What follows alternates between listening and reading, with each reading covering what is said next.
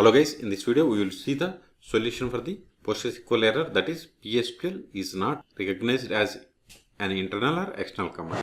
I have installed PostgreSQL server, but when I try to connect to PostgreSQL by using psql client with this command, I am receiving the error. Solution is, so we have to set the environment variable for the PostgreSQL on Windows operating systems. Right click on this PC, then go to properties, click on advanced system settings, then click on environment variables. See, this is the one way to open the environment variables. The other way is close this one, go to start, then search for edit the system environment. See, we have the edit the system environment variables. Click on it.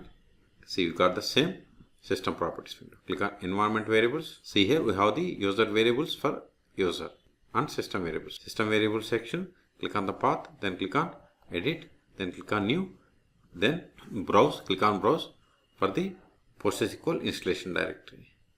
Go to the drive where you have installed. I have installed in program files, see program files, PostgreSQL,